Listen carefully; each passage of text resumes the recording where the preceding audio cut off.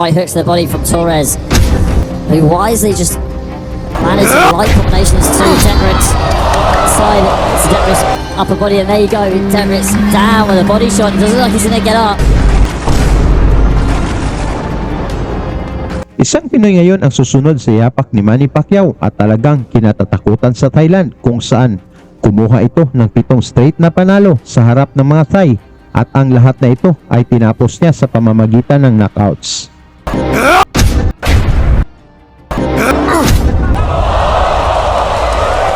Ito ay ang Pinoy prospect sa welterweight division mga tol na si Ador Torres, 28 years old na may 11 wins at 8 knockouts sa kanyang kartada.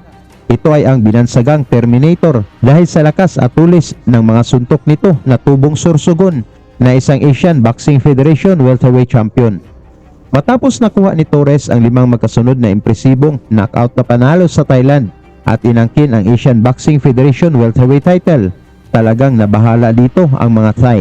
Nakalipas lang ang 3 buwan mga tol dahil sa kagustuhang makabawi ng Thai, muli nilang pinabalik si Torres at dito ay itinapat nila sa kanilang pangmalakasang pambato. Ito ay si Dietrich Saitung na isang Muay Thai champion bago pinasok ang pro boxing. Hindi ito pwedeng kumbiyansaan ni Torres mga tol dahil si Saitung ay nagmula sa 3 magkasunod na panalo at talagang likas na matibay at malakas ang mga suntok nito. Tara mga tol, ating balikan kung paano tinapos ni Torres ang pambato ng Thailand ng maaga at nadepensahan ang titulo. Upper body, and there you go. Demerits down with a body shot. Doesn't look like he's gonna get up. Sa pagbungad ng unang round mga tol, si Torres ang naka southpaw stance at naka red trunks habang blue trunks naman ang suot ng Thai boxer. It's always about what's the better view. So if you either fight it to try and land that power shot slightly to land that powerful left hand. And vice versa to Saitung. He needs to step to his left so that he can land his right hand to unlock Ador's southpaw stance. So set for 10 rounds. Is Ador going to be able to hold on to his ABF title, or will Saitung be able to capture it and be the new champion? Left hand lands there for Ador Torres. Touch up. See how the Thai reacts to those. Ador going to the body. Jab there from Ador Torres. Tumama ang mga pinakawalan ni Torres dito sa huling bahagi ng round 1 mga ngunit talagang matibay din itong Thai champion. Just try and test out Detrick's reactions. Detrick coming back with a really hard right hand there. It looked like it just hit Ador Torres. It looks like it just glanced him. Torres just still chipping away with the right uppercuts, pushing Detrick onto the ropes. 30 seconds coming up now in round number 1. Detrick with the...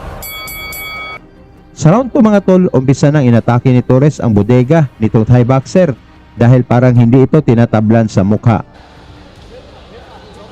Ador Torres just pouring away with the jab. Sumasabay din ang pambato ng Thailand mga tol na nagpakawala ng kombinasyon. So here we go. There's that just touching away and landing with power with the right hook.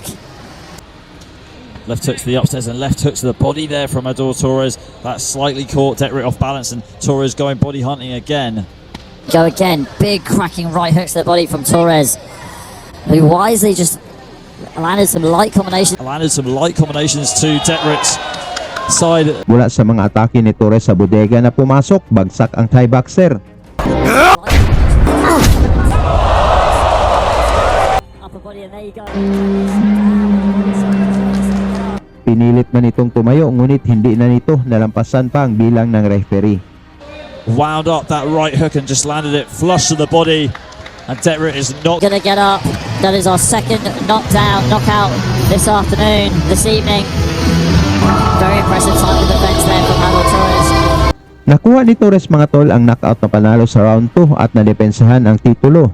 Tungkol naman sa performance ni Torres mga tol, pwede na kaya itong ilaban kay Terence Crawford?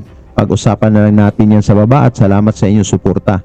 Lagi niyong sundan, huwag magpapahuli. Pag-usapan ni bakbakan, balita niya at laban. Mga Pinoy na di nagpapagapi. Salamat sa mga suporta na lagi nandyan.